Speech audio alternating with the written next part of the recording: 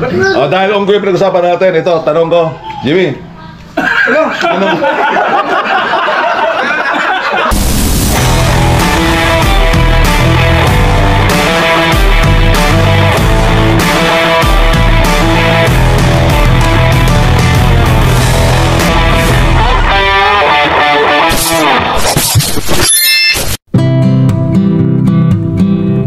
Sa araw na ito, kasama ko ang Team Viajeros, babiyahe kami papuntang Lemery, Batangas at pupuntahan namin ang isa sa mga bahay ng aming supervisor na si Arnel Pijoto.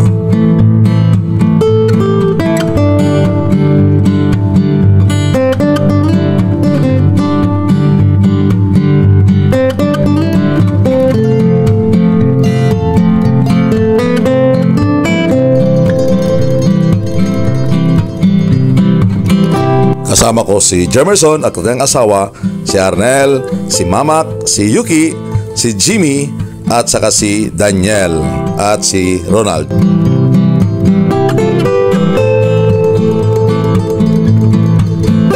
Nilakbay namin ngayon ang shortcut going to General Trias via Maple Grove.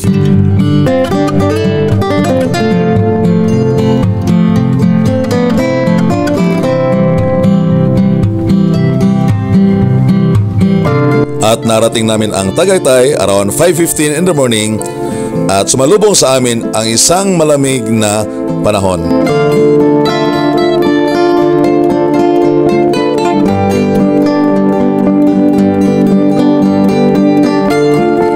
At sa mga oras na ito, narating na namin ang boundary ng Nasugbu at kakaliwa na kami rito patungong Lemery, Batangas.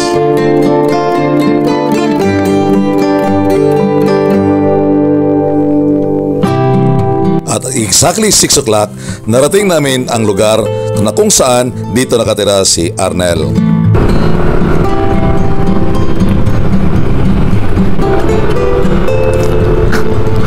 Looban pala.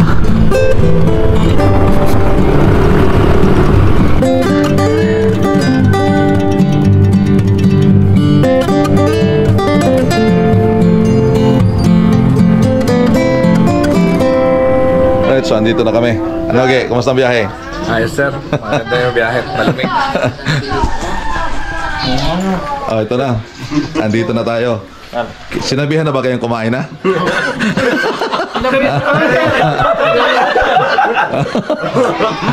Sinabi ko na bang kumain na? Anong ginagawa niyo? Ang bira magutom ah. So, ito yung pandesal na binili namin kanina. Subukan ko yung pandesal dito sa Batangas.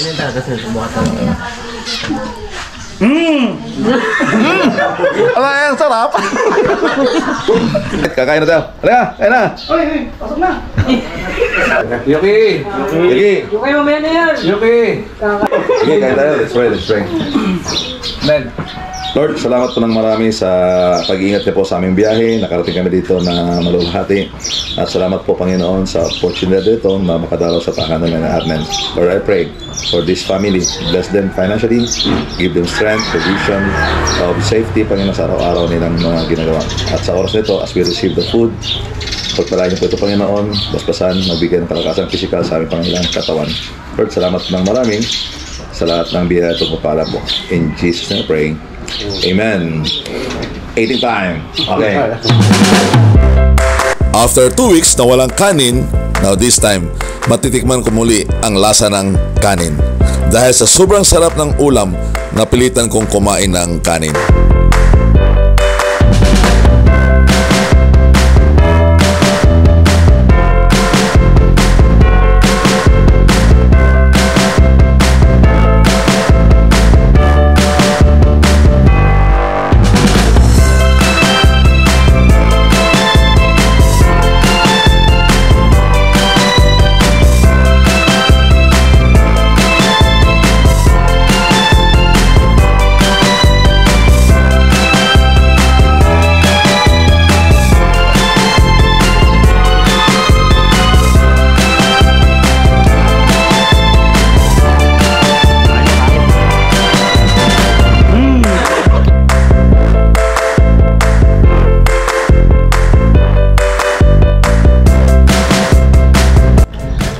May kasama ngayong doktor dito. Sabi niya yung munggo daw walang problema sa arthritis.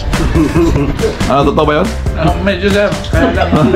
Ay, patunayan mo sa naman, sir. Patunayan Anong paliwanag mo? Bakit walang problema sa arthritis? Kasi hinahaluan nila ng baboy. Saka hinahaluan nila ng mga chicharon. Yun yung masama. Ito ba yun, ma'am? Anong English ng munggo? English ng munggo. Green peas lang alam ko din. Green peas. Ang English ng munggo ay ano? Mung beans. M-U-N-G. Beans. Mung beans. Mung beans. Bakit ba pag tuwing unggoy pinag-usapan? Kayo nakatingin kay Jimmy. Dahil unggoy pinag-usapan natin, ito, tanong ko. Jimmy. Anong...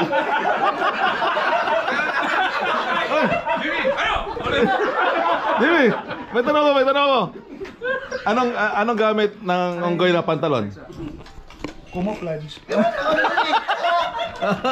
Anong gamit ng unggoy na pantalon? Camouflage, sir. Hindi. Basal, anong gamit ng unggoy na pantalon? Paa? Oh. Pag tumalon ka ba, anong gamit mo?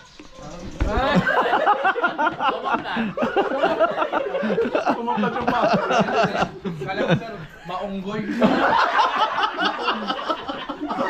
Sulit. Yung almusal. Sulit. Anong meron dito? Anong meron? Mamalapa, sir. Ha? Mamalapa. Gagawing ano? Anong tawag niyan? Daanan. Malapa daw. Pre. Anong tawag niyan? Anong tawag? Palapa. Malapa. Walang palapa. Palapa? Ano tawag? Ano yan? Yung ano sir, yung ano ng Mga dahon-dahon. Gagawin pang unyagan, gano'n. Yun. Puno ng nyug. Ginagawang ano, wall painting. Ayan. Pinakayas. Ayun oh. Sinusungkit lang pala.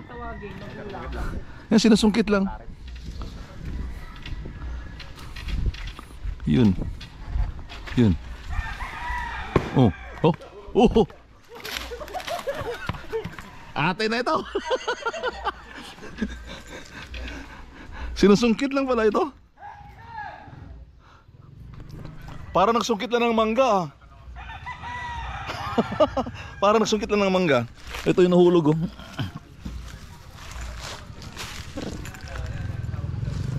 Ano to boss? Nyog na ito o boko pa?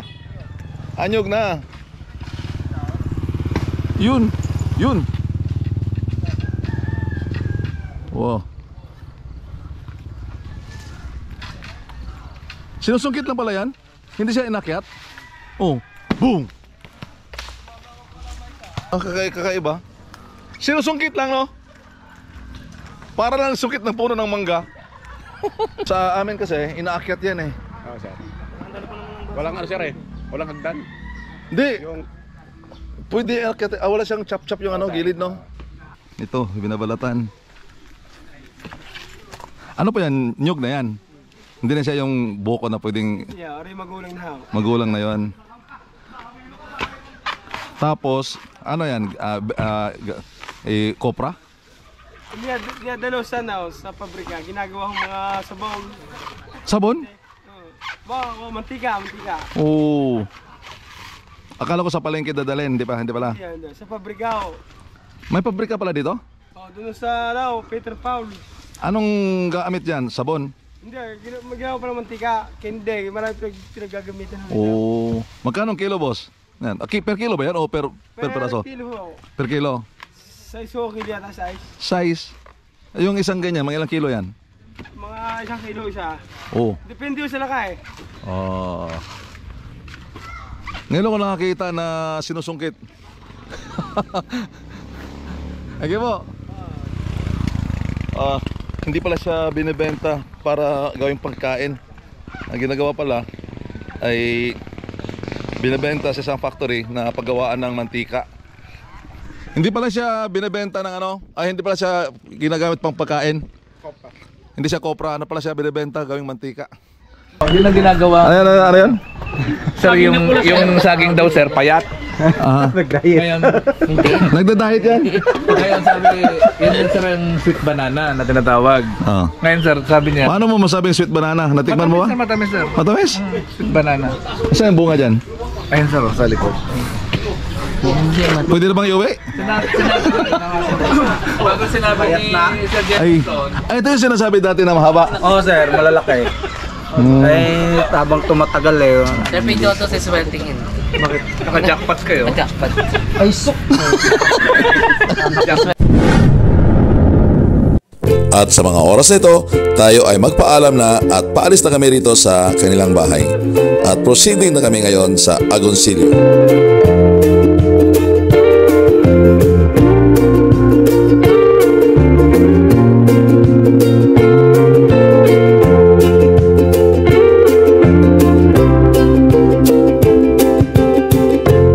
At ihatid kami ni Arnel hanggang labasan ng highway ng Agoncillo.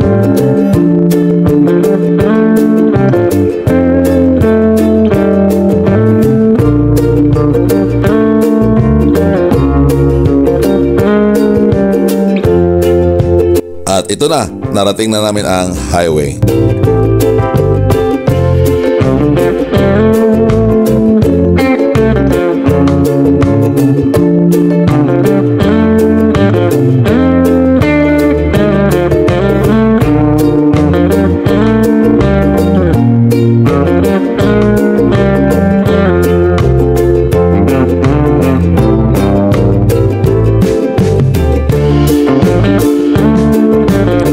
Ako po ay nagpapasalamat sa mainit ng pagtanggap ng pamilya ni Arnel.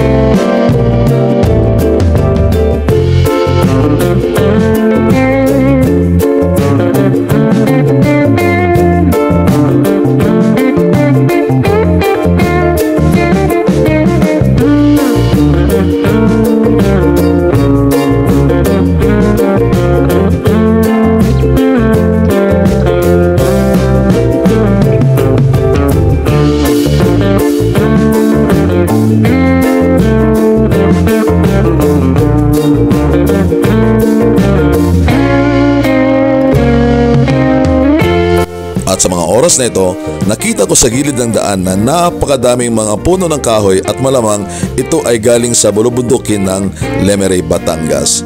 At ito yung effect pala nung nakalipas na bagyo nung nakaraang taon. Wow!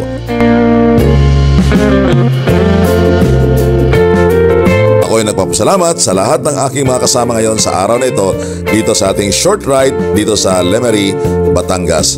Always remember that life is too short, therefore enjoy life. Ride ko to, ride mo to, enjoy every day. God bless.